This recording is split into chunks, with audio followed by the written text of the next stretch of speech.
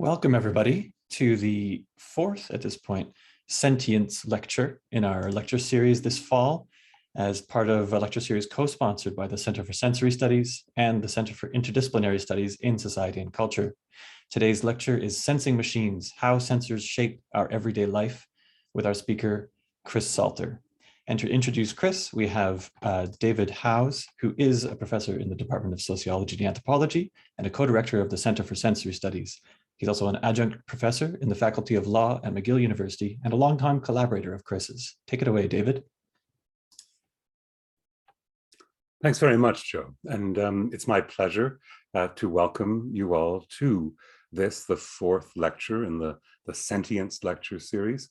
As you recall, we took on the subject of atmospheres this time last year, and this year, in relation to sentience, we've been exploring the far borderlands of sensing, from animal sensing to animating artifacts to today's lecture, which we have the privilege being presented by Chris Salter. Chris Salter is known to a wide array of people because of his multiple roles, and really one of the true galvanizers of research in the domain of research creation here in Montreal and beyond. He's a professor in the Department of Design and Computation Arts here at Concordia, and a co-director of Hexagram, an international network that promotes research and activity in research creation. He has a very interesting formation in that he studied philosophy, economics, and theater, three subjects that don't normally go together at Emory and Stanford, and indeed has been responsible for many cross-disciplinary projects funded both by the FRQSC, the SSHRC, and other organisms over the course of many years. He is responsible for a number of extraordinary shows at places like the Barbican Center, the Venice Architecture Biennale, and the Musée d'Art Contemporain here in Montreal. He has two books already to his credit, one called Entangled: Technology and the Transformation of Performance, and also Alien Agency, Experimental Encounters with Art in the Making. Both of those books are with MIT Press. And he has another book coming out in March of 2022 called Sensing Machines, and it shares the title of his talk today. So it's with great interest that we look into the whole domain of machine sentience with Chris as our guide. Thank you very much, Chris, for being with us today. So thank you very much, David, and thank you all for attending. We're going to get right to it. Share this with you.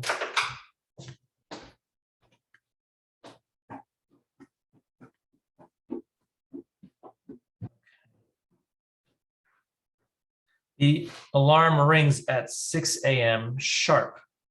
The clock's built-in atomizer perfumes the air with scent and makes wireless contact with the wrist tracker you wore during your sleep. Based on how much you moved and snored during your last 6 hours of hibernation, a playlist is quickly assembled. While you shower, the blasting strains of Madonna, Rihanna, and Taylor Swift are heard. As you enter your kitchen, a smart speaker announces the temperature and asks if it should turn on this espresso maker, turn off the hall light, and adjust the toaster settings. You look at your phone's newsfeed. The state of the world on the other side of the globe while you were dormant flashes by. Singapore is requiring 5.7 million citizens to download a contract tracing smartphone app to monitor crowd proximity. China is deploying delivery drones armed with thermal sensors, microphones, and speakers, ultrasonic emitters, and disinfectant atomizers to enforce the world's biggest quarantine against a newly emerging supervirus. Over the Indian Ocean, radar sensors are strapped onto 169 albatross to detect illegally operating fishing boats. You scroll. Accusations that your new furniture is sending names, IP addresses, and persistent identifiers to third-party marketers. Plans for a Silicon Valley corporation to turn abandoned US suburbs into smart cities called clever zones, which have been derailed by community activists who claim the new urban utopia is a giant data collection machine. A news item about how pulse oximeters, which measure oxygen in the blood, exhibit racial bias since they have problems projecting light through darker skin. A Reddit post that a Japanese game company's wearable hoodie that tracks temperature and brain waves to detect a player's mood has been hacked, with data from millions of teenagers' brain waves stolen. Your self-driving car provides the ever more important extra hour of work preparation during the endless commute. The front door opens upon approach. The custom installed AI system scans your pupils and adjusts the climate control and the loudness of the financial news blaring from the digital sound system based on your nervousness. As the car pilots through the streets and onto the overcrowded expressway, your smartwatch buzzes and beeps on your wrist, one email flooding in after the other. A sea of scrolling numbers and graphs animates the watch's face. Heart rate, respiration, sweat levels, NASDAQ rises and falls, DMs from friends, temperature, air pressure, and moisture readings. At one point, lost in a daydream, you briefly gawk at a billboard in the near distance advertising web-based security services. Moments later, ads for security services pop up on your browser. You glare into the screen for the next hours, only interrupted by lunch DoorDash to your desk. The day passes. The colored mood lighting in the office seamlessly shifts from warm to cold based on how long you occupy your chair and the sequences you type. Every click of the keyboard and movement of the mouse is captured and fed back to you in the form of vibrations on the skin from the smartwatch when you miss your benchmarks. Online consumption breaks the monotony of contracts, emails, spreadsheets. You download an app that tracks how long it takes you to make decisions in the supermarket, purchase a new fitness tracker, update a social media feed to enable others to locate you. Briefly logging into a banking website during a break results in a strange glitch. The cursor suddenly vanishes during the session. Some 8 hours later, after the routine flurry of calls and online meetings with far-flung project teams in distant locales, a rhythmic patter pulsed from your watch comes through from a friend you'll soon meet. Before rendezvousing at the gallery, you go for a run to discharge your daily stress. The exercise is punctuated by your smartwatch's continual readout of your steps, heat, breathing, and heart rate. As you change your running speed, the biometric sensors built into your earbuds adjust the tempo and rhythm of the electronic beats being piped into your ears. After showering away your sweat, upon arrival at the newest immersive experience space, another one, with your friend, the gallery attendant places a clear wristband on the arm, not occupied by your smartwatch and smart disease tracking armband. You meander through endless labyrinths of light and sound. In one place, a sign asks you to enter a narrow passage and stand in the center. As you follow the instructions, life-size projections of animated creatures, floating characters, and abstract bursts of light swim on the walls. Colossal 24K, 10 billion pixel projections of anemone-like flowers follow your movements as changing scents are diffused from the walls and the floor. Hunger takes over. The new experience restaurant is waiting past the gallery exit. The gastronomic journey is designed to last 3 hours, and the attendant scans you and your friend to gather data to customize the meal. You are paraded through a series of different rooms, one for each course. Cocktails arrive that steam and smell. Tastes extracted from now extinct flora and fauna are served up as foams, sprays, and spheres.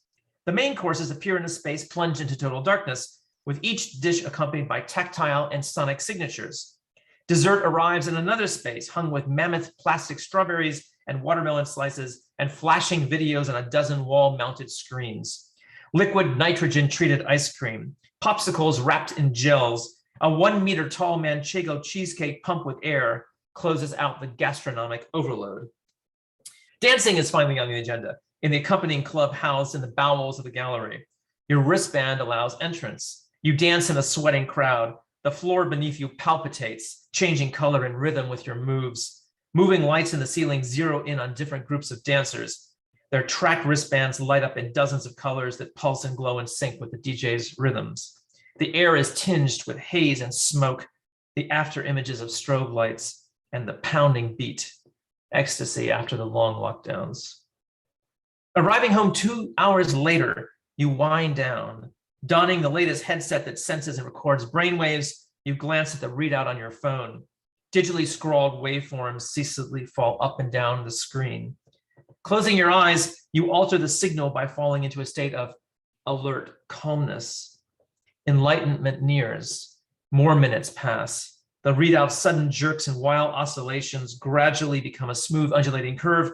You remove the headset, brush your teeth, set parameters on your a sleep tracker, and fall once again into deep slumber. Welcome to sensory life in the 21st century. This story sounds like science fiction, but for an ever-increasing percentage of the planet's socially and economically advantaged populations, it is or will soon be daily reality. The events in the preceding narrative have something in common.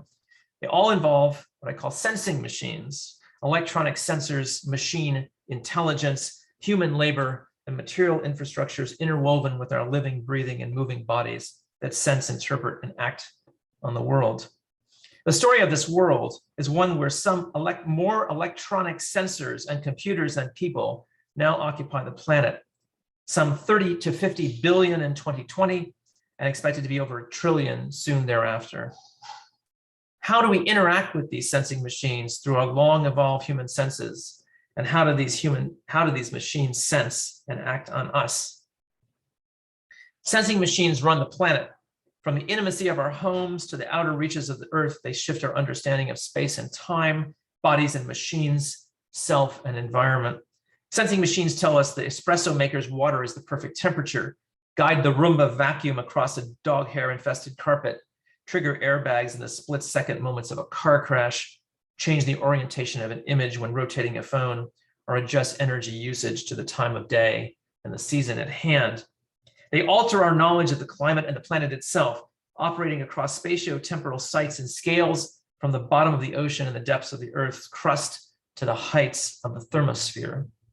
Sensing machines assist in the dramatic transformation of our health, social life, and well-being. They effortlessly reshape and reinvent notions of privacy, personal space, intimacy, and selfhood. Through electronics and mathematics, sensing machines give us new insights about what is happening inside of, outside of, and around our bodies and selves, while hiding how this data is captured and used.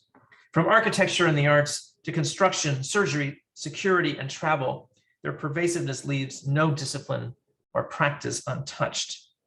In short, sensing machines radically reconfigured what it means to work, research, build, eat, exercise, socialize, heal, procreate, sleep, and dream in the 21st century. Just reflect for a moment on how sensors, basic electronic devices that detect changes in the environment and convert or transduce that information into computer-readable data, how these sensors dramatically reimagine life on Earth.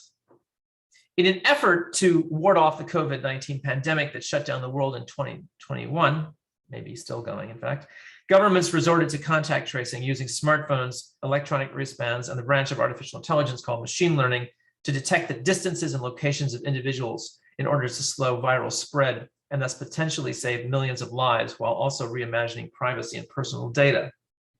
In the ongoing fight against climate emergency, globally networked biogeochemical sensor arrays are being scattered in the oceans, monitoring whether nations are reducing carbon output by measuring carbon flux across seasons, under the ice, and in surrounding waters.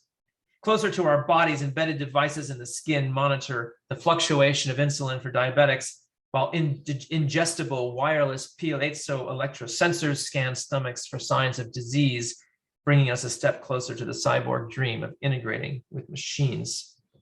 Sensing machines reimagine how infrastructures that run cities and economies are conceived, built, and controlled. The Hong Kong Sutsai Macau Bridge, opened in 2018 as the longest private roadway in the world, is breathtaking in the number of sensors it deploys: tilt sensors, high precision gyroscopes, lasers, displacement sensors, hydraulic load cells, wind speed, temperature, humidity, pressure, air pressure difference, and carbon dioxide detectors. Set within a strip mall dotted suburban New Jersey landscape near New York City, the nondescript Equinix NY4 data center houses 49 of the world's key stock trading exchanges. Guarded like Fort Knox with 5 levels of access security, NY4 utilizes thousands of distributed sensors processing more than 1 trillion electronic transactions daily. In the building information modeling world, BIM world, systems such as Arup's Neuron, a vast AI-driven analytics platform for sensor-augmented building monitoring developed by the global architectural engineering firm Arup, are being compared to the human body. A building's heating, ventilation, and air conditioning, the HVAC system, is seen as the lungs, the blood vessels, the pipes, the bone, the skin, the architecture, and the neuron software, the brain. While sensing machines enhance our security and privacy, they also gnaw away at it. Doorbells, thermostats, appliances, and loudspeakers double as surveillance devices. Workers' brain waves are monitored in offices and on factory floors to detect stress and increase efficiency. New technologies and behavioral biometrics designed to reduce cybersecurity threats are able to measure hundreds of parameters based on the common sensors in smartphones and computers, the angle at which we hold the device, patterns of presses on the surface, the speed of rotation to change things from landscape to portrait, and mouse movement, and how fast applications are opened and closed. At the same time, supposedly objective sensors perpetuate long ingrained human biases. Soap dispensers using infrared sensing to detect motion under a faucet favor lighter skin. Facial recognition software mainly identifies white faces. Alexa and Google Home's microphones discriminate against Indian and African American accents. With sensors, even our emotional and mental state are up for grabs. Strap on a new wearable mood tracker and find out whether you are sleep happy or grumpy based on how much you sweat. Capture something about your mental state with a brain-computer interface that senses your brain waves, as you see here. Or be prepared for a future surprise when you book a flight. Seats wired with heart rate monitors are currently being prototyped that will sense and display a passenger's mood, a useful feature to head off potential altercations with flight attendants if you become an unruly customer.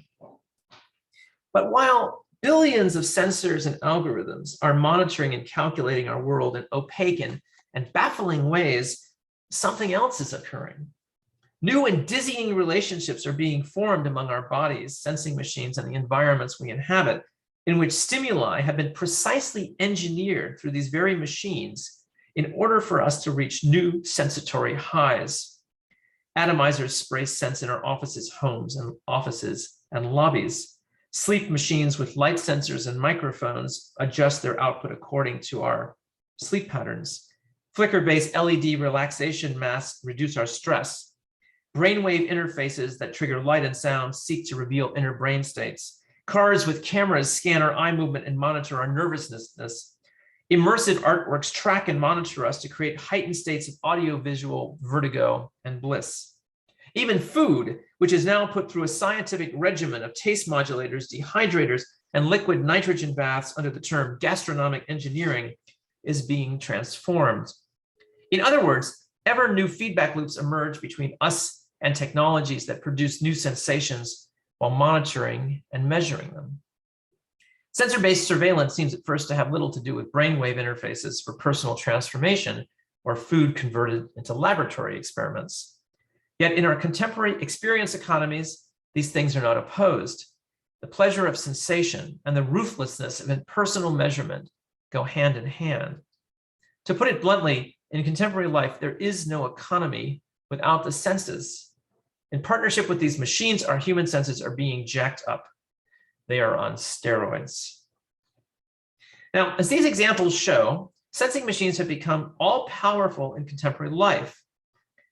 They devour vast amounts of the world's data while deploying mathematical concepts and models that most people had never heard about until recently, like artificial intelligence, machine learning, and predictive analytics that process and predict at lightning speed, while at the same time producing errors and mistakes that reinforce human injustice and capitalist domination. These techniques aim to detect and classify patterns in massive groups of numbers, commonly referred to as big data. The purpose is clear: creating rankings, standardizations, population comparisons, better customer profiles, and new kinds of others that can be observed, targeted, and controlled. It is no coincidence that the discovery of new patterns used in the new numerical sorcery we call data science is primarily based on statistical methods. Statistics has long been associated with forms of state power. In the late 18th and 19th centuries, early 19th centuries, when the practice first emerged, statistic in German was literally data about the state. Statistics focus on gathering numbers from every imaginable arena of life: birth and death rates, marriage, crime, suicide, and deviancy. In the process, statistical data came to measure the collective behavior of individuals, so-called mass phenomena, to enhance the state's political, economic, and social knowledge and power over their populations. The individual is simply quite dissolved into the mass. Statistics evolved to become a rigorous mathematical discipline only in the late 19th century, morphing from a descriptive tool into something else, a method of scientific and social scientific analysis that used numbers to quantify and thus control the social order by deciding who and what would be classified as normal and who or what would deviate from the norm. In the age of big data, statistical techniques take power to the next step, creating targeted individuals by analyzing mass patterns, not only to count and quantify, but also to model and predict. These new quantified prediction cultures based on big data are described by scholars with such names as surveillance capital, datavalence, knowing capitalism, datafication, and extractive capitalism. In addition to their destructive political and social effects, all of these paradigms also express a new economic model of experiential extraction, one that, quote, captures our behavioral data and experiences and uses it for commercial extraction, prediction, and sales, unquote. That's from Shoshana Zuboff. The models are based on a compelling premise. Our experience is the new raw material, a resource like oil, gas, or water that can be converted to numbers and mined for indications of future behavior. These predatory techniques depend on the vast digital information infrastructures possessed by the behemoth FANG corporations, Facebook, Amazon, Apple, Netflix, and Google, even though now Facebook and Google have renamed themselves. Mass deployment of sensors, AI, server farms, data centers, markets, and advertising agencies capture and shape our behavior. For these firms, this is a win-win situation. Deploying algorithms that reinforce likes and dislikes and preferences expressed in our continuously ongoing social media performances gratifies and satiates us. At the same time, FANG companies and others get immensely wealthy and powerful by using this data to create highly lucrative prediction products. Hal Varian, Google's notorious chief economist, cuts to the chase when he writes, quote, everyone will expect to be tracked and monitored, since the advantages in terms of convenience, safety, and services will be so great. But there will, of course, be restrictions on how such information can be used, but continuous monitoring will be the norm. Nonetheless, the repercussions of surveillance capitalism are staggering, and I'm just going to leave this quote here. The total transformation of privacy, continuous monitoring, whether for protection or containment, technical systems whose human-led mistakes lead to discrimination along racial, class, and gender lines, the reconfiguring of human emotions and experiences, yet another commodity, the possession of newly gathered knowledge and power in the hands of a few high-tech monopolies on a peninsula south of San Francisco and the glass towers of Beijing. These effects are already in the news.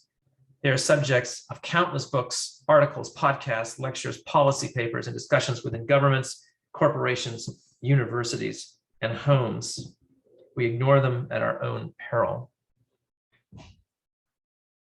But is this the end of the story? True, our human senses, the means by which we see, hear, touch, smell, and taste the world, are now effortlessly captured by artificial sensors and turned into machine-readable data to be exploited by a tiny cluster of the world's most powerful and extractive data corporations.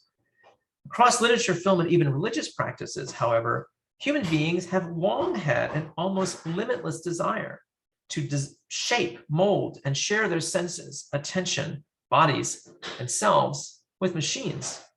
For example, here, Al-Jazari's 13th century treatise, The Book of Knowledge of Ingenious Mechanical Devices, which was filled with Islamic visions of automation. 17th century Japanese karakuri ninyo, mechanical dolls that provide a basis for the Japanese fascination with robotics. Mary Shelley's Frankenstein, visions of intelligent machines and androids in films like Metropolis, 2001: A Space Odyssey, or Blade Runner, or the Hindu practice of offering puja, prayers, to kitchen appliances, computers, televisions, cars, and factory machines. Isn't there something deeply seductive about the kinds of relationships that such sensing machines appear to offer us? In other words, is there something more to sensing machines than just stories of admittedly powerful corporations harvesting our behavioral data to maximize their profits? Do we interact with sensing machines because they also enable our desires to go beyond our own human capacities? Do we not find solace in how these machines transform messy human experience into the objective ranks, say objective in quotes, of mathematics and statistics? Do we not seek new possibilities in the novel forms of perception and sensation that these technologies offer? In other words, it may not be only what sensing machines desire from us, it's also what we desire from them. Switch gears in times. One day in the year 1840, a man opened his eyes and couldn't see. This was it, the final blow, as he later wrote in his diary. It was as if the man, a renowned German medical doctor turned professor of physics, had inexplicably gone blind overnight. But his condition was not new. It was the dramatic culmination of months of unexplainable symptoms that had befallen this scientist: bursts of light in the eyes, headaches, nausea, lack of appetite, insomnia, neurosis. Little did this scientist know, however, that his dire situation would eventually result in something remarkable, a startling revelation that would forever change our understanding of the human senses and how they would come to interact with machines. Between 1839 and 1843, Gustav Fechner, a son of a Protestant minister and trained physician who would soon become a major force in the emerging sciences of psychology and physiology, suffered from a mysterious malady. The illness had a striking effect on Fechner's work and life. He lost interest in conversing with others. He couldn't see properly, with his eyes continually overwhelmed by flickering artifacts and erratic flashes of light. His head throbbed with dull pain as he wandered aimlessly inside his bedroom, study, and sometimes garden for almost 3 years, self-isolating and wearing a handmade mask of lead cups that protected his eyes from the blinding daylight. He even painted his bedroom black to stop light from leaking in. Fechner's eyesight wasn't the only thing that suffered. A growing lack of appetite stretched over months, reducing him to a near skeleton. He stopped speaking in eloquent phrases and sentences. His attempts at healing himself through animal magnetism, hypnosis, homeopathy, electric current, and the burning of herbs near the skin, or moxibustion, went to no avail. No one quite knew why Fechner fell ill. Burnout, too much work, like partially writing and editing a 7,000-page, 8-volume encyclopedia, or turning himself into a human guinea pig in the name of science, damaging his eyesight. Fechner had stared too long at the sun using glasses with only colored filters as he explored the perceptual phenomena of after images, the images that stay on the retina long after one stops gazing at a light source. This series of experiments seemed to throw him into a searing, never-ending light chaos that he would constantly experience even with closed eyes. Quote, quote, close to insanity, Fechner nonetheless began to recover from his malady. Instead of gradually adjusting his eyes to faint light, he took the brute force route, sudden and intensive short-term exposure to the brightness of the everyday, quickly closing his eyes before the light caused him intense pain. He resumed eating, consuming such odd delicacies as raw ham soaked in wine and lemon juice, as well as sour berries and drinks. Although he still experienced disagreeable sensations, in his head he finally spoke again. One October afternoon, Fechner wandered into his garden as he occasionally had done during his illness. This time, however, he took a gigantic step to reintegrate into the visual world. He removed the thick bandages covering his eyes. The light spilled in. As he glanced into his garden, the scientist experienced a miraculous sight. He saw the flowers glowing. They seemed to speak to him. In this ecstatic moment, Fechner came to an astonishing realization. Plants must also have souls. Fast forward 180 years. In the digital haze of pandemic news feeds, you are clicking through pages on LinkedIn. Dozens of jobs in new professions with strange sounding titles appear: vision engineer, applied perception scientist, visual experience researcher, color scientist, and neural interface engineer, the job description of which is to, quote, help us unleash human potential by eliminating the bottlenecks between intent and action, unquote. One career in particular captures your eye: an applied perception scientist working for Oculus, a once small startup that manufactured a lightweight VR headset, which Facebook bought in 2014 for $2 billion. The job announcement asked for expertise in visual perception, the, quote, computational modeling of vision, unquote, and, quote, experimental and or modeling approaches that help us inform AR, VR display requirements and architectures, unquote.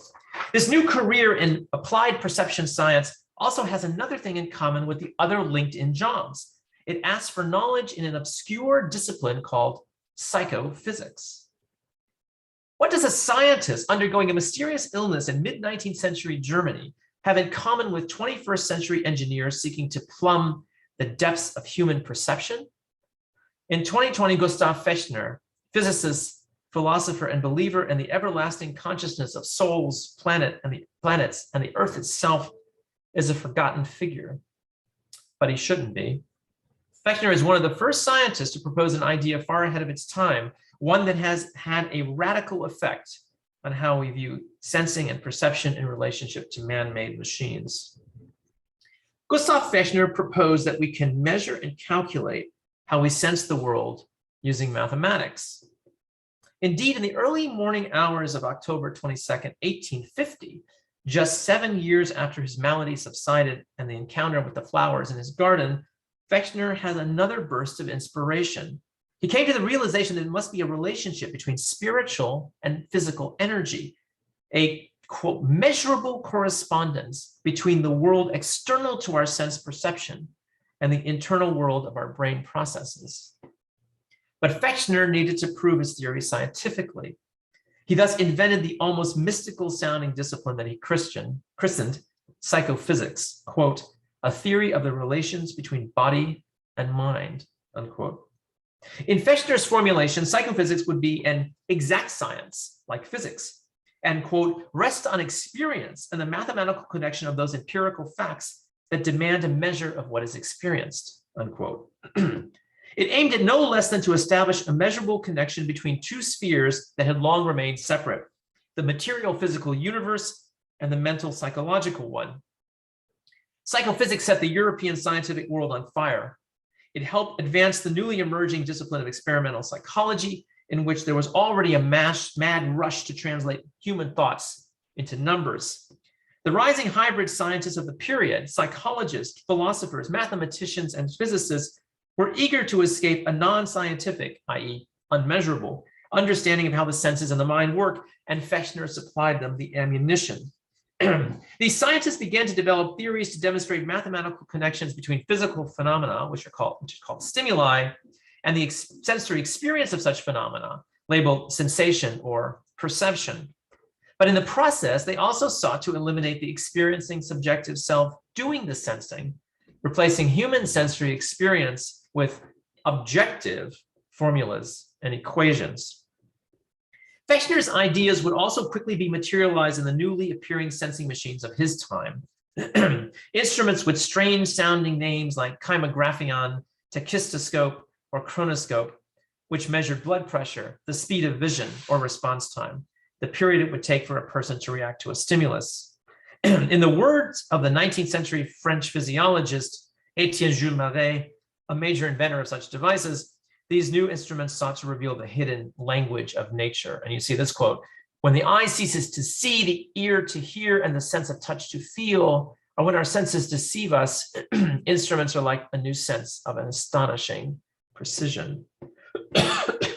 Such human sensory measuring devices were to be found in a novel kind of experimental scientific environment. The emerging experimental psychological laboratories in Europe and the United States, whose goal was to create a new kind of human being, quantifiable, calculable, and predictable. Now, we would assume that psychophysics would have died a dusty death, relegated to the history books of psychology and the crumbling sets of abandoned scientific instruments that fill up university collections. But this assumption is an error.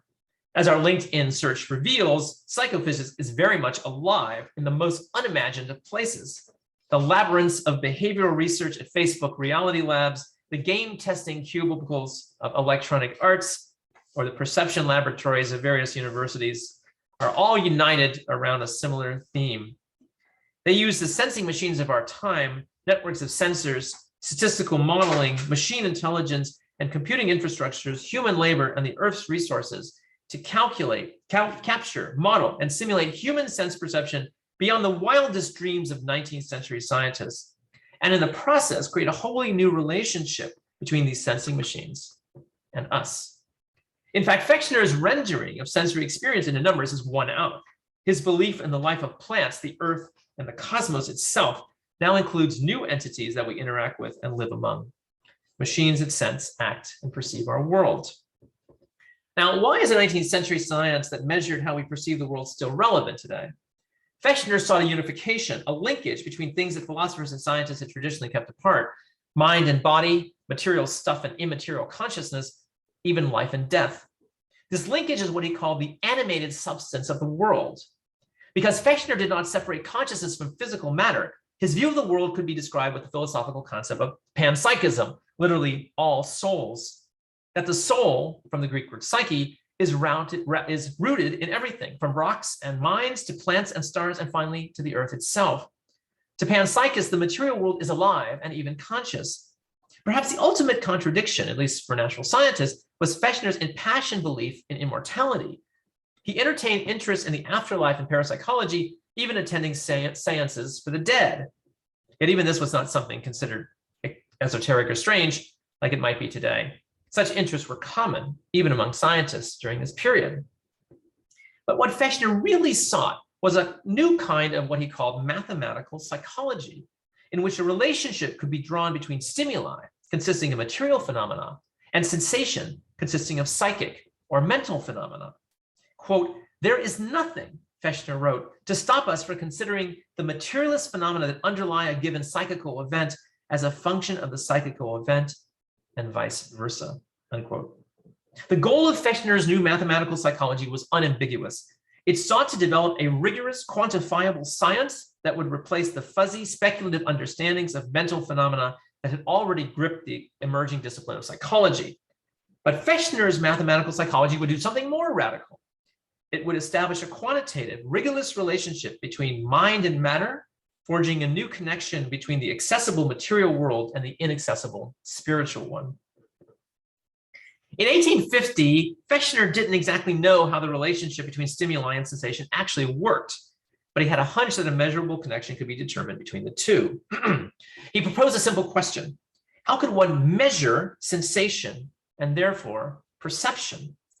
Fechner didn't start from scratch in this formulation. Instead, he drew on an existing theory from one of his contemporaries, German psychologist Ernst Heinrich Weber, who had put forward the idea that there was a relationship between the intensity, the strength of a stimulus, and its resulting sensation. Imagine the following scenario. You have two equally weighted containers. By lifting them, you compare how heavy they are. Then someone adds a little more weight to both vessels and asks you to verbally state if you feel a difference between the two. The trick is that you will only notice a change if you sense that the difference is large enough. Your task is to determine how much the weight changes in order to distinguish one from another. This scenario is not just dreamed up. Weber and later Fechner himself actually tested it. While researching the sense of touch, Weber came up with a concept called the 2-point threshold. Using a metal compass touching the skin of a test subject, Weber asked what the smallest distance between the 2 points of stimulation would need to be for the subject to report them as two distinct points. And there's lots of writers who have written about this. For instance, David Parisi in his book on touch.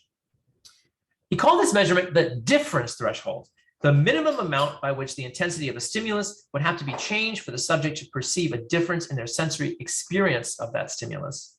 Revealed in both the weight comparison and the 2-point threshold experiments, the difference threshold also went by another, now more famous name, just noticeable difference. Fechner had mathematically restated what he called Weber's law. He demonstrated that while sensation was a function of a stimulus, there was not an assumed one-to-one relationship between that stimulus and its perception. In other words, one's sensory response to a stimulus was not proportional to the physical intensity of that stimulus. Weber's law had shown in an intuitive but not quantitative manner the amount that a stimulus would have to change before a subject would recognize and experience difference in the change of that sensation. Through a series of calculations, which you see here, Fechner transformed Weber's concept into a mathematical formula, arriving at an equation which expressed the ratio of the J and D, the just noticeable difference of the stimulus to the stimulus itself. Fechner then manipulated Weber's law into a formula that would later be called Fechner's law, in which he claimed to, quote, precisely show the relationship between the mental and the physical, the mind and the body. S equals K log R, where S equals intensity of the sensation and log R represents the intensity of the stimulus, with K as a constant. And the reason there's a logarithm there is because logarithms are good for dealing with very large numbers. So, to put this in a non-mathematical way, as a stimulus increases in intensity, the intensity or magnitude of the change of sensation also has to continually increase in order for us to perceive a difference. Fechner's formulation of his fundamental psychophysical law was focused on the energy inherent in a stimulus and the resulting energy contained in the sensation of that stimulus. In fact, when Fechner had his epiphany about psychophysics, he immediately drew on energy theories of the time, like Ohm's law, for instance, recognizing that, quote, the relative increase of bodily energy is related to the measure of the increase of the corresponding mental intensity, unquote. At its basis, psychophysics was about the process of measuring difference in the energy of a stimulus and when that difference would become noticeable in perception. A law of mathematics was thus translated into human perceptual terms. Part 2. You don the cumbersome virtual reality headset. Once it sits on your head, the device is turned on. First, there is a menu that instructs you how to use the handheld controller, which allows you to navigate the visual space soon to be displayed before your eyes. Pressing the left button allows you to move left, the right button right. If you press the up and down buttons, you travel vertically inside the animated world. After this episode known as onboarding, the experience begins. You are under the sea, accompanied by hundreds of animated swimming creatures in all kinds of fluorescent colors. Turning your head too quickly, you suddenly feel a spell of dizziness. As you navigate this animate and animated undersea world, you run into corals and rocks on the canyon bottom of the ocean floor. Pressing the buttons on the controller doesn't really help, so you just hang out. The undersea world drifts by. What's more amazing is this artificial thing blasting complex and detailed 3D images into your retinas, binaural sound into your ears, and vibrations through your hands follows your actions and movements. As you rotate your head, the sound follows, creating a sphere of audio around your skull. Some of the swimming creatures almost bump into you, and sometimes they make contact, bouncing off of you as if you were really there under the sea. Sometimes it seems that the space projected in front of your eyes and into your ears is infinite in dimensions. Other times it feels confined, as if you were restricted to moving only a few steps before reaching the edge of this animated world. But this is all a ruse. The VR experience you undergo is entirely artificial. None of what is happening seems remotely like how the physical world that you walk in or move through daily actually functions. In the real world, you have to walk towards something to hear it. And in fact, the sound source that is closest to your ear is the one you hear first.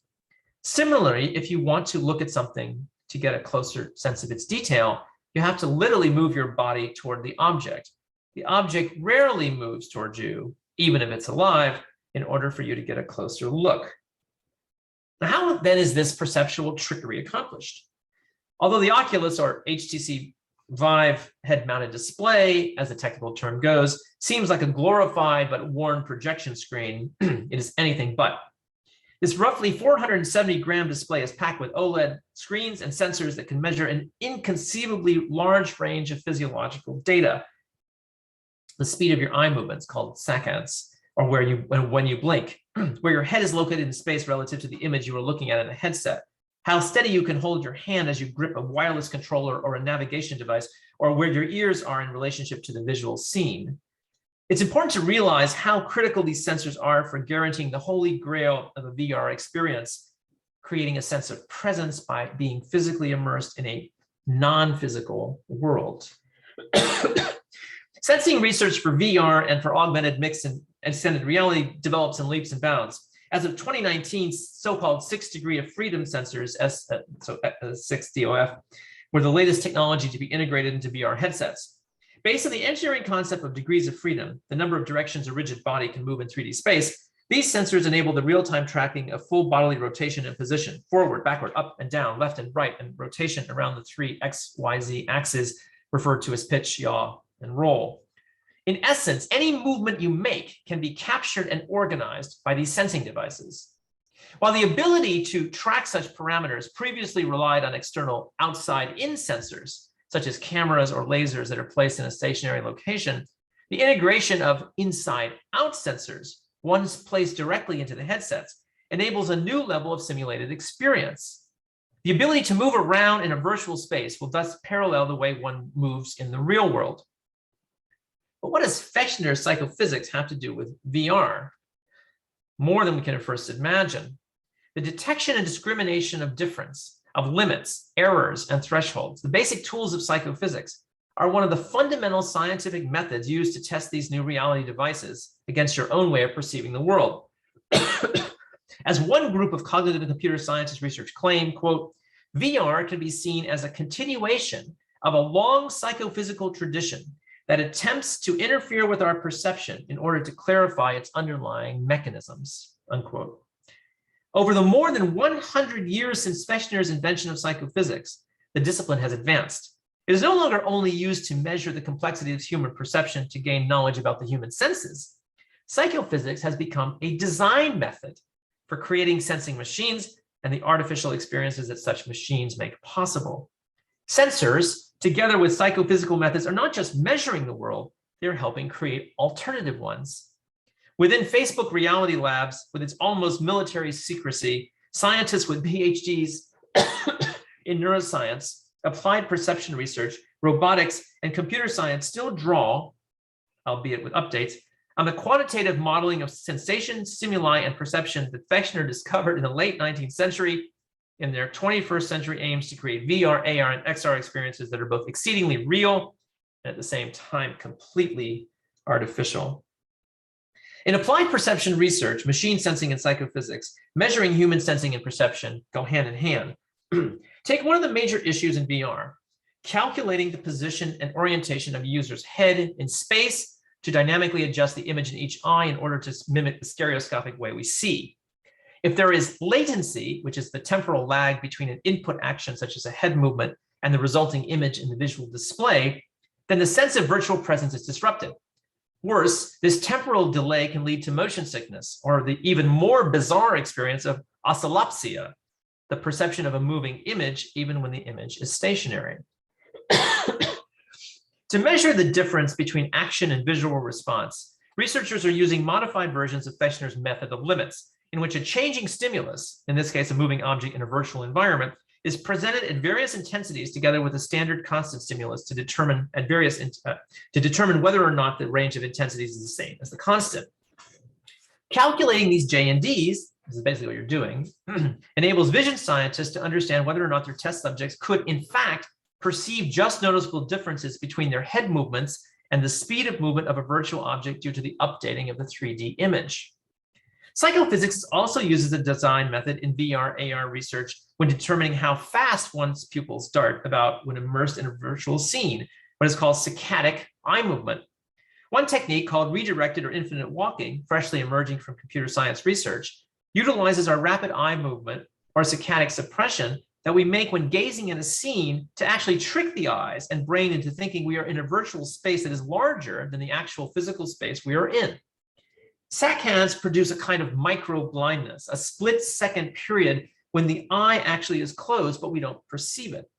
By measuring the change in rapid eye movement using internal gaze tracking cameras built into a VR headset, and quote, incorporating guided navigation and planning based on a scenario, unquote, researchers take advantage of this momentary gap in seeing that occurs during saccadic movement, redirecting the users more aggressively, but imperceptibly.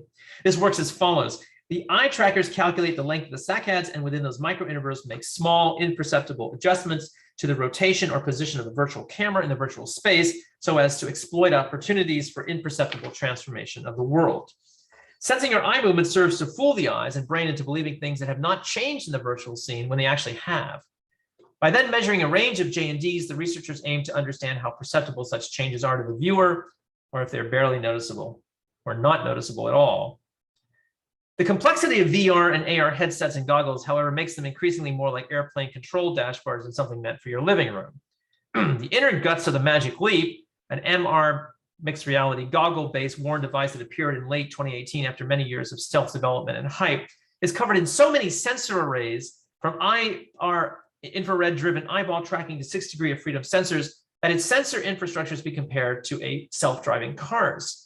Indeed, in an interview, the former founder of Magic Leap makes clear this strategy of direct perceptual integration. Quote, "Your brain is the coprocessor. We spent all our money and everything we're doing to send a signal for the human brain, not a camera CCD, not a monitor, not anything else. I came out of biomedical engineering and the idea was don't break the brain. Don't break the brain is the #1 rule," unquote. It seems as if Magic Leap aims to leave no potential bodily interaction with the device unsensed. The desire to sense everything is not just technological. It is psychological as well, part of a larger movement to recognize and reorganize the human senses as input for designing the simulated immersive worlds that Facebook, Apple, Samsung, Microsoft, and a myriad of Chinese startups hope many of us will soon inhabit. Because the key to VR, AR, MR, and XR is achieving a degree of absolute believability, what in the theater is called the willing suspension of disbelief, from a psychophysics perspective, it is necessary to numerically judge how much believability a presence in an artificial world conveys so that eventually users can no longer tell the difference. This total synthetic belief is also evidenced by the shift in the rhetoric around VR itself. Long accused by philosophers and cultural critics of denying our bodies, now VR can't seem to get enough of them. In fact, what used to be called virtual reality is increasingly described as real virtuality. In a seemingly slight desperate attempt to integrate its users' bodies into its simulations, VR has been recast to create a believable sense of bodily presence that ironically can only be achieved in this virtual world by artificial perceptual machinery, sensors, high-resolution displays, and computers processing millions of high-polygon graphics. Modern perception science is fundamentally based on these principles. But contrary to the belief that the senses are simply to be replaced by artificial sensors, a new story is emerging. Perhaps more than ever, our senses are needed to feed ever more new immersive experiences by increasingly being what researchers call tightly coupled to these devices. An inseparable connection that can be achieved by psychophysically measuring the changes in stimuli produced by these systems and incorporating those changes into actual design requirements for the hardware and software itself. Yet our bodies and senses that carry different histories, cultural, social, and economic, are tabula rasa for these systems. Gender, class, race, or ability differences are simply erased in favor of the psychophysical norm. Modern perception science is fundamentally based on these principles of cultural sameness. But psychophysics is not just erasing cultural and social distinctions between bodies, but also creating new loops between design and perception. By providing recommendations for the hardware and software design of new technologies that enact researchers' theories about how our sense perception works, these researchers can then create perceptual experiences that reinforce these models, regardless of the bodies that are part of these new realities. Okay, last part. Comparing the emergence of sensing machines in the 19th century with today reveals both a historical continuity and a radical break. In the 2020s, every individual who dons a fitness tracker, smartwatch, biometric shirt, or wearable sensors engages in a process of transformation, turning oneself into a self-monitoring test subject without the intervention of the human psychologist or physiologist. And this is the Apple Watch on the right-hand side, and next to it, on the left-hand side, is Angelo Mosso's plethysmograph, a technology to measure blood pressure that was developed in 1870. The sensors on the Apple Watch are the exact same sensor. The myriad of sensing-based gadgets we now take for granted in the 19th century were still laboratory-bound.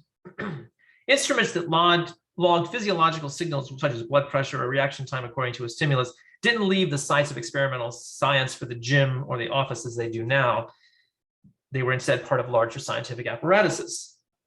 Moreover, there's a fundamental different understanding of the human in relationship to our technologies of digitization. In fact, even if human bodies were then, in the 19th century, at the whim of instruments that extracted their senses into graphically plotted signals with 19th century tools, there was still a connection between the person that produced the data and the resulting numbers. One could glance at the squiggly marks on the soot-covered surface of a drum after an experiment and claim, that's me. You can see here the muscle thing creates this marking. But the computational automation of mathematics and statistics has changed all this. The way we understand the temporal role of sensing now is radically different.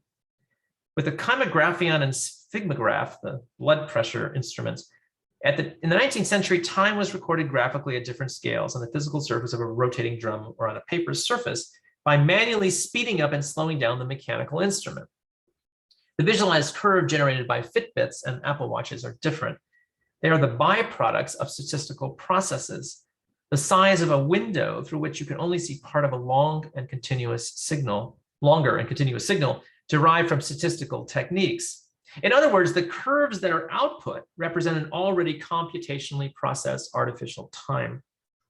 Like the big data world they are part of, in which meaning is dependent on the right mathematics to find patterns and meaning in a sea of randomness, our new psychophysicians and physiologists also believe that the truth of the senses can be found in numbers, in statistical techniques that measure and predict the future based on the past. At first glance, when you click on the Fitbit dashboard, you can believe that that world of colorful data represents the whole of you.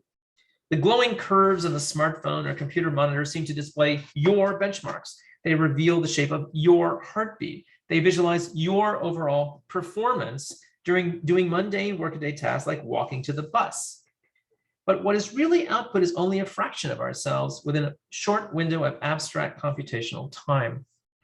The we, as both before and after what we see in the graph on the screen. We might thus start asking, when are we versus who are we? The sophistication of sensing devices to govern our senses has radically shifted as well. As we will see, the instruments of the 19th century psychology lab would undergo their own revolution.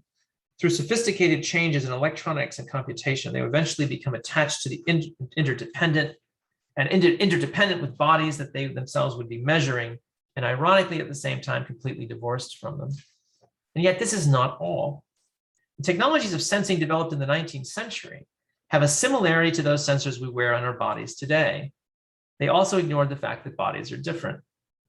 The possibilities of the wearable sensor revolution are endless, but they both recall and radically revise and still render invisible those human subjects who produce new sensory knowledge, whether in the psychology laboratories of the 19th century or the cubicles of Facebook research in 2022.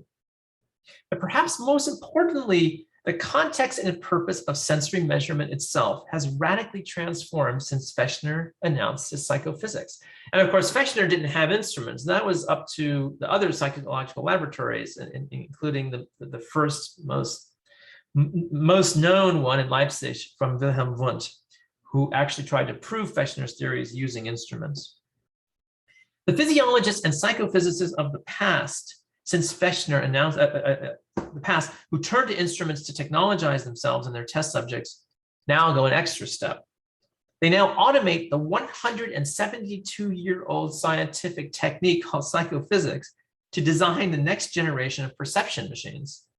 With today's sensing machines in our clothing, cars, houses, games, stores, theaters, and galleries, measurement thus goes hand in hand with design and creation.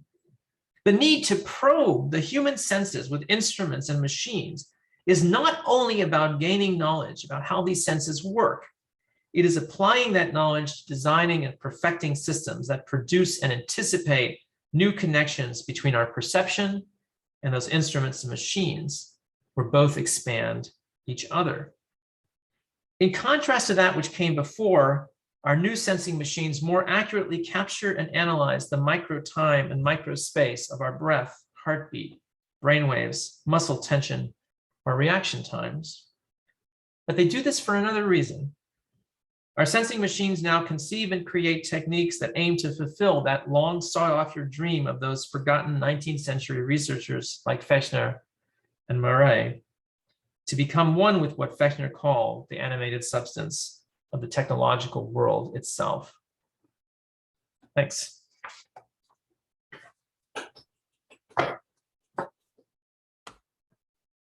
Now, I did cut some things, so I'm sure we can elucidate some of the gaps in the talk. But Okay. Maybe if you'd like to. Yeah, I'm going to kill the shops. The screen. Yeah, exactly. Yes. Okay. Chris, thank you ever so much for that deep dive into the netherworld of computation, this extraordinary transformation of sensation into numbers, which can then be manipulated in a whole series of very determinate ways. And I don't know if this is an apocalyptic vision, okay? Is it the end of the world where everything is going to be swallowed up? Or is it, a moment of liberation because of everything that is enabled? And I should note first of all, in a webinar, everyone in the audience, we have the Q&A. So if you have a question, please put it in the Q&A, and you won't be able to speak it, but I will. Please feel free to put your questions there while I sort of appropriate the privilege of being the moderator to put a series of my questions on the table. So we'll be watching the Q&A, and rest assured that we will pick up on what you have to say. I'd just like to put, I'd like to register a doubt, okay, which comes from Franz Boas, okay, and it's this. Franz Boas, the great American anthropologist, German by origin, had studied physics and went to at Kiel, went to the Canadian Arctic to investigate various issues having to do with psychophysics. Okay, so he was a committed practitioner. But one of the things he found, and that had to do with vision, the vision of seawater, but he also conducted linguistic studies. And one of the things that he found is that people who were recording the Inuktitut language were inconsistent in the way in which they would register a phoneme. Okay, so there was all this variety, kind of promiscuous. Okay, the language didn't seem to have any real shape because these different observers were recording it, picking it up differently. And Boas arrives at the idea that what's happening here is that these observers are assimilating these unusual sounds to them, these novel sounds to them, to existing sounds in their own language. And therefore, there's a process of apperception going on, okay, that they apperceive these stimuli through the filter of their own language. And this accounts for the variation. Now, to me, is that something that sticks in the craw of psychophysics? Okay, is that something that cannot be assimilated? This way in which, it's sort of its classification, right? Because it has to do with how these sounds are written down. But does it, suggest there's something else that might supervene on that level of the JND, which is this other process? And how are the machines to pick up on that? It's not a well-formulated question. No, it's a great question. I mean, let's take an example. But we all know from probably most of us from personal experience, you go and do a hearing test. Well, that's measuring JNDs. Like, okay, the hearing, the doctor asks you, do you hear a tone? You don't hear anything. So it increases both the amplitude and the frequency until you say, oh, I kind of hear something. And do you hear it? And so that actually just kind of measures it. The interesting thing is, and in fact, this is a problem. This is why instruments suddenly became important, because Fechner, of course, depended on human beings to their these apperceptual qualities of human beings to tell whether or not they sensed a difference, right? And in fact, that's the irony of psychophysics. It's still, in a weird way, based on introspection. Now, of course, they wanted to kill off introspection, in psychology. This was a huge problem because they wanted objective technologies and objective techniques. But in fact, psychophysics is still pretty much based on in a strange way. And now, of course, there's more formula, there's more mathematical models to analyze that than you had in Fechner's time, although many of the models are still the same. But there still is this reliance on human sense, perception, and observation to describe what is considered scientific phenomena. I mean, so and as I said, I mean, the interesting with Boas, of course, and as we also know, for those who don't, David, of course, knows this. There was a famous anthropological expedition to the Torres Straits between Australia and New Guinea in 1898. It's perhaps the first major field work in anthropology. And problematically, the team coming from Cambridge, England, although it also had Americans involved, they wanted to measure the sense perception of the Torres Strait Islanders. And what did they do? Well, they took all these instruments from the 19th century psychology labs to do that. So they literally turned the jungle and these indigenous societies into psychology laboratories. And they measured everything. They measured optical illusions. They measured hearing perception. They tried to measure the use of two-point threshold test. They used all of these techniques that are coming from psychology. And their results were inconclusive. And it meant that, now, of course, the background of this was this Herbert Spencer racist theories coming from the 19th century that Europeans had language and therefore they were higher on the evolutionary totem pole, and those that had more sensory acuity were probably lower. So they wanted to measure what that sensory acuity was. This is a hugely problematic project, but it's very interesting in the sense that it shows that cultural difference is very difficult to measure with these technologies. When I say technologies, I don't just mean things with electronics, I also mean mathematics, right? So, and that's what we point out is that there is a sameness to the development of these perceptual technologies, or these sensory technologies, as we call them. So why do people still get sick in virtual reality? Well, it's because those systems don't catch up with human perception. They're of course getting better and better and better, right? And the measurement techniques are getting more and more and more sophisticated. But when push comes to shove, these are incredibly normative technologies that basically normatize, and of course you could say heteronormatize them, human perception and human bodies as basically being essentially measurement systems that can produce specific measurements and then are then modeled in the software. So there's a self-fulfilling prophecy here, this turnover. And this is, we're exposed to this all the time. If you listen to an MP3 today, it's the same thing. The MP3 comes from perceptual coding systems. It eliminates certain things that the ear will reject.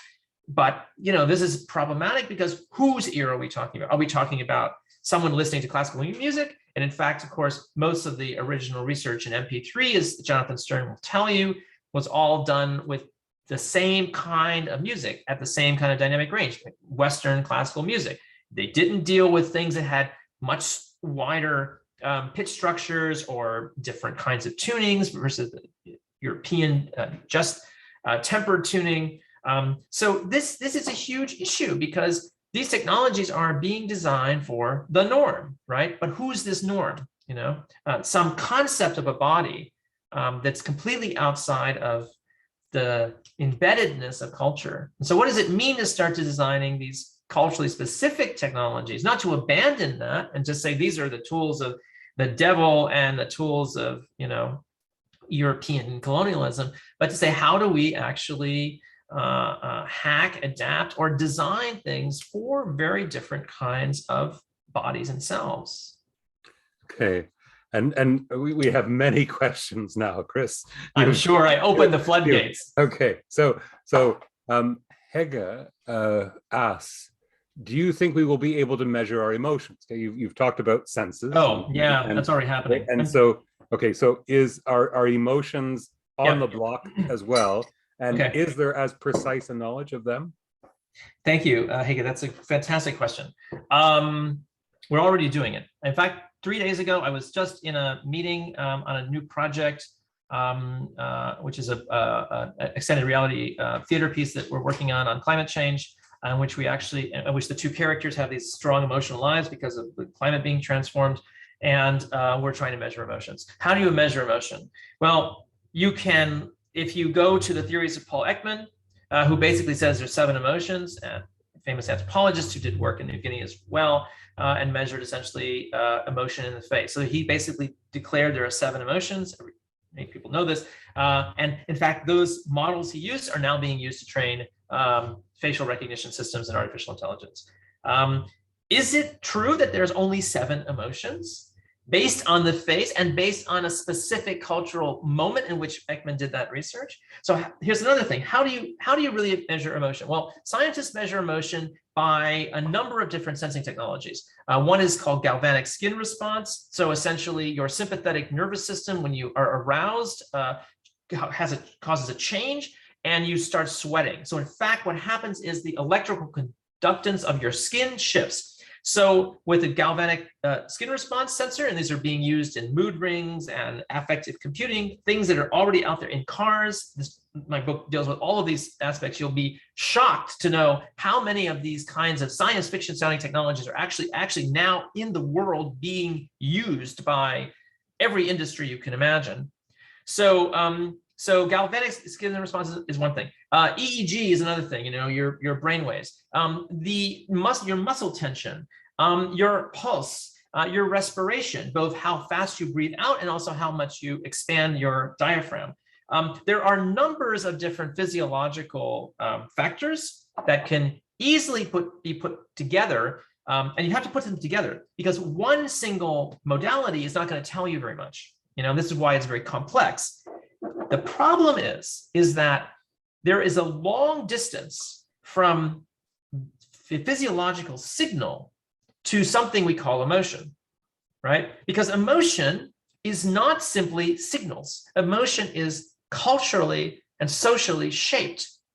Some people are more liable to cry when they watch a Steven Spielberg film, and others are not because they find this, sentimental dreck. Now, is that somehow Now, you can get the effect of your emotion. You feel like, oh, I'm watching E.T. going over the moon on his bicycle and I start to cry. Now we can measure that. We can say, okay, this person's crying now. And of course, what we now have is we have lots of neural networks that are trying to predict based on past data what you probably will do in the future. So emotion sensing is an enormous research area. It is worth billions and billions and billions of dollars. And there's very little challenge to this idea in engineering that emotion actually may not just be signal, but maybe actually something called context. And they're trying to figure out how to model context as well, but context is really, really hard for machines. Okay, I'm going to save Viken's question for the end, okay? Because it is truly apocalyptic. But okay, and here is Just asking, okay, perhaps I understood Chris wrong, but he seemed to suggest that the design of new sensory experiences via psychophysical sensing leads to the erasure of differences within the public, either historical, bodily, or cultural. But did I understand that correctly? And if so, could he please elaborate on why that may happen? Doesn't the recent history of social media, which is dividing us into all kinds of tribes, suggest the opposite, the fragmentation of social and now perhaps also sensory worlds? Yeah, I mean, so social media is different because social media is not using physiological sensing. What social media is doing is essentially, of course, you could monitor keystrokes and things like that, but social media is looking at essentially data you enter voluntarily, I should add, into those systems. And those algorithms then are, I mean, there's lots of different ones, but let's take the recommender systems that drive social media. Recommender systems work by essentially looking at, well, there's two kinds. One is looking at, so you know, these are systems that basically recommend things to you, right? So why is it that Spotify constantly recommends the same music to you? Well, what happens is in collaborative filtering, which is a specific type of algorithm, the system takes in your existing user preferences and your past choices, right? So it goes, okay, if I'm listening to Beethoven, you know, 16 different times and different symphonies or whatever, it will offer me something. And then there's a way of also like, why do you get the same bunch of sweaters in Amazon or the same books? Well, because basically it also monitors, it also calculates or basically measures that. And this is very simple kind of statistics. It basically just tries to put all these data points into a grid and then do a kind of what's called nearest neighbors model, which basically tries to measure the distance between these things. I mean, again, these systems know nothing about you as a person. Everyone tries to project like that these systems are omniscient, and they're not. They're just very sophisticated how they understand data coming in. The sensory technologies, those that work, or let's say bodily sensory technologies that work on your body are different. Because as you've seen, there are big questions, for instance, right now about you know, IR soap dispensers. Why don't soap dispensers work on certain colors of skin? This happened also when the Kinect controller came out from Microsoft. If people don't know, the Kinect was a camera-based system that could track movement for the Xbox 360. And when that came out, and this was in 2010, so all these discussions, which is also very recent, but all these discussions about, you know, racist algorithms and things, that was just going back. In fact, that starts also in the 19th century. In fact, with technologies like cameras that people use to, you know, monitor, do phrenology, and actually using Murray's chronophotography, try to model how Africans move differently than Europeans. I mean, this goes way back. But let's take an example. The Kinect was called racist because it couldn't see darker colored skin with its infrared sensors. Well, then Consumer Reports in the United States did a test, many tests, and they found out that it wasn't necessarily the color of the skin, it was the changing lighting conditions that change what skin looks like to this sensor, right? So again, these sensors, now the problem really is Microsoft didn't test that on multiple bodies and in multiple lighting conditions. So again, that's a design problem. That's not an inherent flaw in the technology. It's a flaw in the fact that the technology has not been rigorously put through multiple situations. So that's what I mean, is that we assume that if it works for one kind of body that fits a certain kind of model, that's enough. And in fact, you know, what's happening now, of course, in artificial intelligence or machine learning around a very specific set of algorithms. Not all machine learning is discriminatory. It's a specific set of algorithms that is driven by image recognition and classification, which is also a specific kind of mathematical technique. And why does certain, you know, white faces get classified and darker faces do not?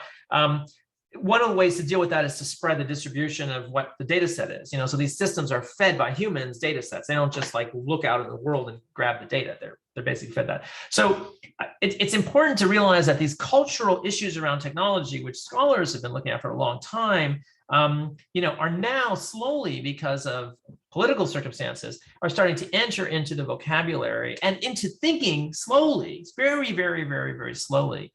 In engineering contexts, you know, and of course the debates are about fairness and equity and diversity, but it's still, because when there's still this assumption predominantly in engineering and computer science that there is a body and that body exerts signals and we have to figure a way of measuring those signals. It doesn't matter if those, because the minute you say context, the minute you say, you know, maybe the body, someone walking in one culture is different than the other. And of course, someone like Marcel Mauss says this already, you know, with techniques of the body, we have to think about techniques of the senses, right? That the senses are also very tuned in very different ways.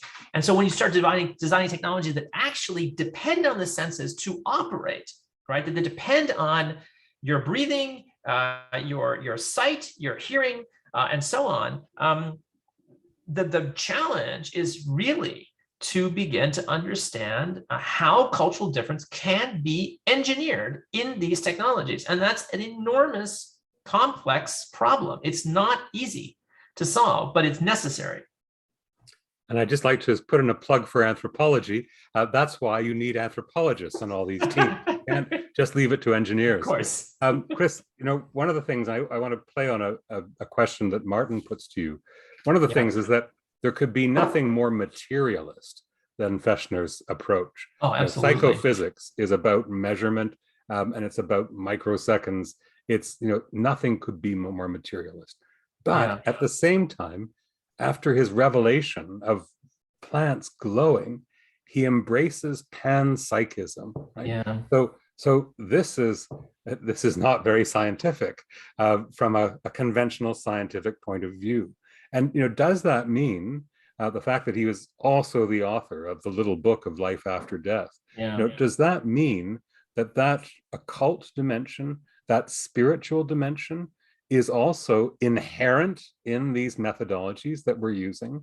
Okay, that in other words, not just a technological dynamo, but we could break out into a total spiritual transformation as a result of the genes of Fechner that are embedded in psychophysics, right? Is that possible? Because I still can't understand those two facets of Fechner's character. Okay, how could he have been more rigorous than any scientist, almost including Wundt, in terms of measurement of sensation, and yet also have this spiritual dimension that moves in a different direction? So, what is the spiritual after effect of this, this movement that you've been describing?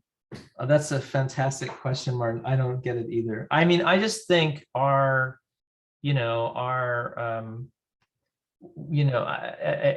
European shaped, and I'm speaking really specific in a European context, because obviously these problems are not in other cultures. Of course, it's not. This split between mind and body does not. It plays different. It has a long history, and Fechner. That's the amazing thing. He thought he's actually going to heal that Descartesian split by actually modeling, by quantifying things. But this is again our thinking that science is rational, and and parasciences are irrational. And if you look at Norbert Wiener, for instance, who's responsible for essentially thinking about how machines and feedback happen, which still, Wiener was so far ahead of his time. He's a mathematician. He also was working on haptics, and he was interested in telekinesis. You're like, what the hell? How does this fit? Fechner was not the only one. Helmholtz also. I think, and also the thing, Fechner was, he studied medicine first, and then he got bored with it, and then he became the first person basically the first physicist in Germany, published the first physics Zeitschrift, and then he turned toward philosophy.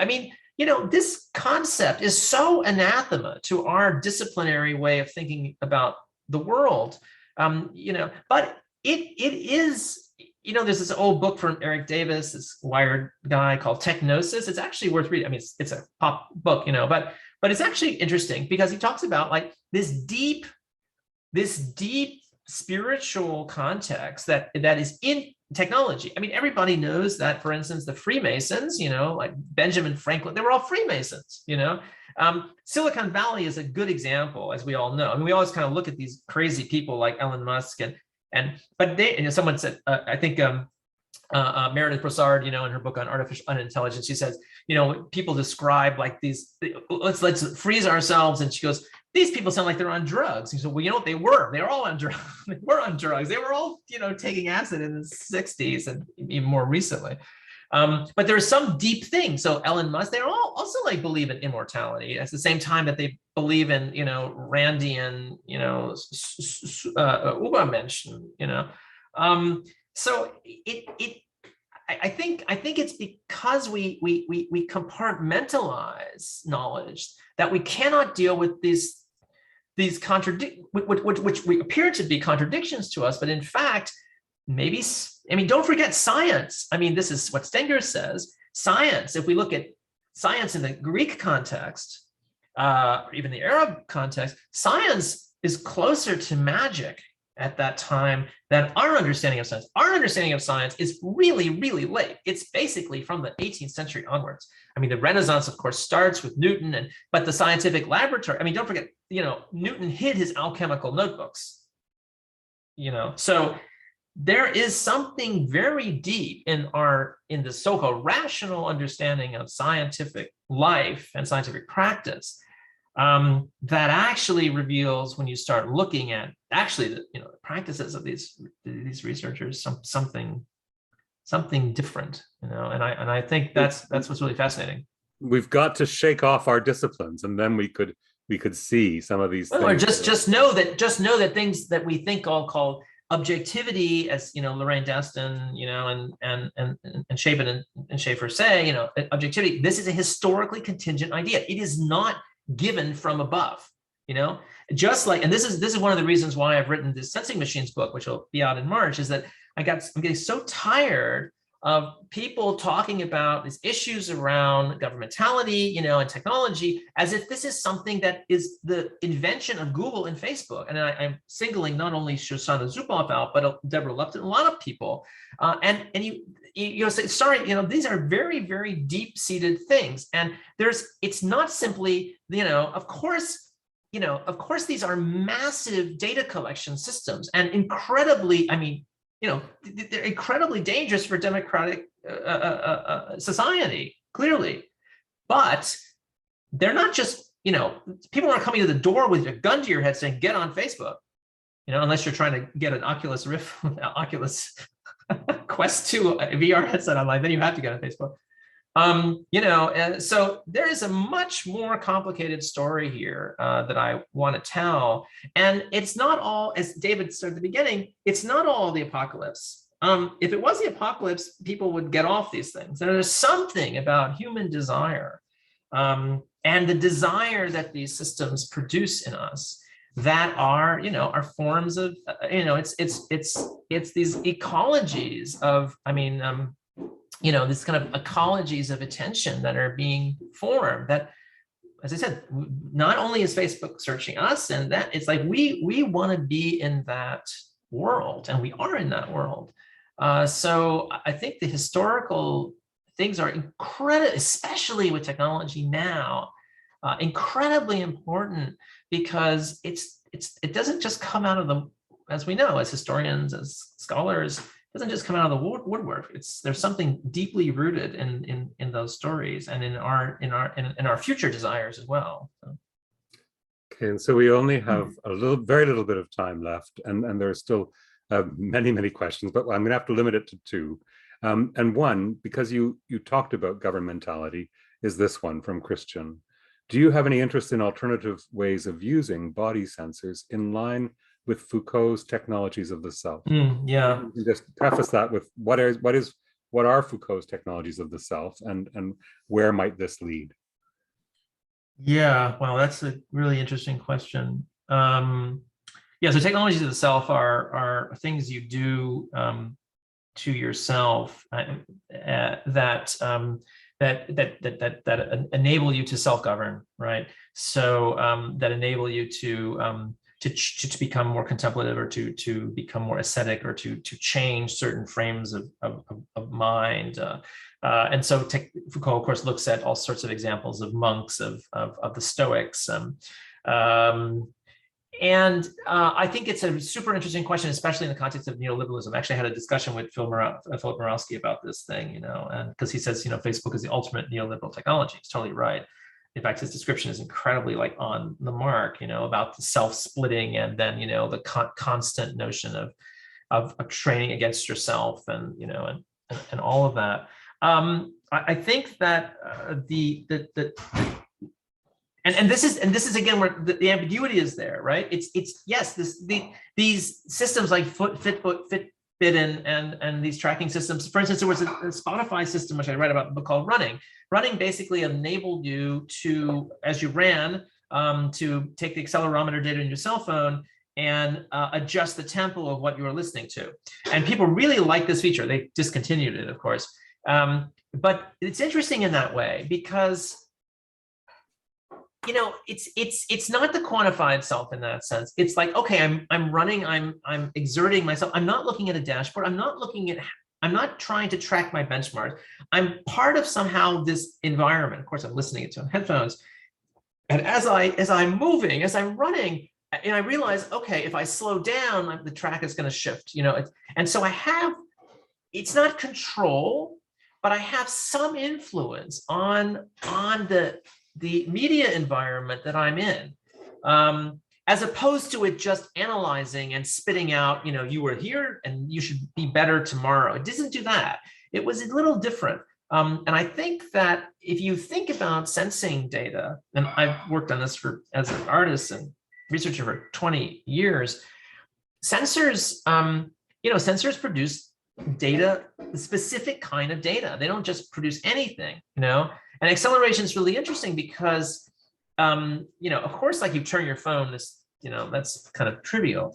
But if you have an accelerometer on your wrist, or if you're carrying a game controller like a Wii controller, there's an interesting relationship between your own way of being in the world, you know, and how the world then is with you, you know. And this is about a form of expression. This is why this is very interesting. These technologies end up in expressive things like musical instruments, and as opposed to just, calculating things. And so as you start to develop and this is a more metaphor for thinking about the larger environment we're in, you know, that we become aware that as we act, the environment does change. It doesn't like switch like a light switch. It responds in some ways to our own sensory motor understanding of the world, not our brains only, but our bodies and our perception and our way of being in the world. And, you know, as we know, the world starts and ends with the senses. So I think the more these technologies are, and of course you have to get numbers, because you have to talk to machines that only know numbers, right?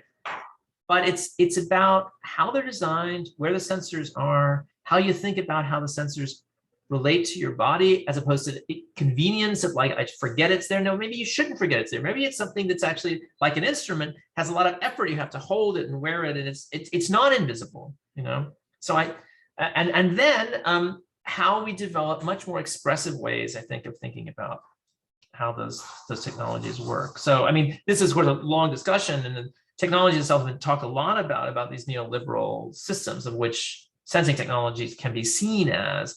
But, you just see, going back to Murray, it's like, don't trust the senses. You know, it's just like the senses, like numbers tell us all. But as we know, statistics are constructions, right? So what truth are they really telling us? So I think this question about expression becomes really interesting versus a kind of, pure calculation. So one last question, and you have 3 minutes. Or 3 seconds. Almost, we're getting there. So the world of the matrix, this becomes question. The world of the matrix is becoming reality. How will we then be able to distinguish the real from the non-real? And does it matter? It totally matters. And that's why it's interesting to work with these technologies. This is why artists and designers need to work with these tools, not just Facebook, and take them apart and point out that, in fact, there is a distinction between the material world and the virtual world. The material world of stuff, of molecules, of course, computers have molecules too, and at the atomic scale, and the digital, because they are different. And we have to learn that this tension should not be dissolved.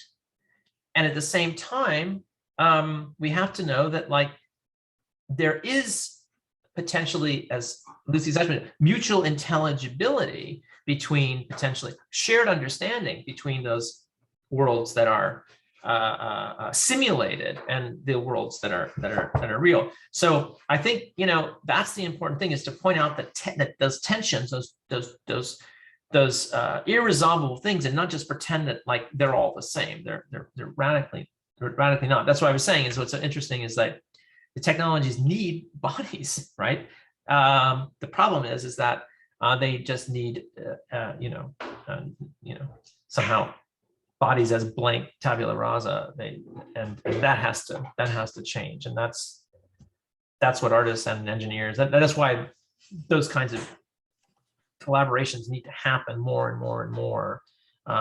So this interference can take place and shift this, you know, this model we have of like not knowing, you know. So I think you know, I mean, you can just see it in, there's a famous image, if everyone can look online afterwards, say, just look up Zuckerberg VR Congress Barcelona. People haven't seen this amazing image of an entire, it was a Facebook Oculus developers meeting, audience of everyone sitting in VR HMDs, and the only person walking down the aisle that doesn't have the HMD is Mark Zuckerberg. So that should tell us something. Okay. You know, I think, Chris, you've given us an anatomy of, you know, this sensory processing world in which we now live. And you've also, in your practice, you know, consistently interfered, you know, but at the same time used the technology in all kinds of creative and unexpected ways. And I think that really, you know, the final thing to be taken, you know, from this talk is not the apocalypse, but rather, you know, the way in which artists need to interfere with engineers, especially the ones at Facebook, in terms of opening this to other possibilities. So thank you so much for this, you know, lesson in anatomy that has exposed so much, but also, you know, for being open and introducing us to all the hints of transcendence, the cracks, okay, in the whole that people like Fechner actually represent. And more power to you. So this brings us to the end of this, the fourth lecture in the series. And before I just say thank you and adieu, I just want to mention that Jennifer Gabris from the Department of Sociology at Cambridge University will be giving a talk on December the 2nd. It's called Sensing Smart Forests. And so it's working through the logic of sensory processing, one further step. Thank you, Chris, ever so much for sharing time with us this afternoon. Thanks, and thanks thank everybody. you to the audience for some very stimulating questions. And till next time. Thank you, everybody.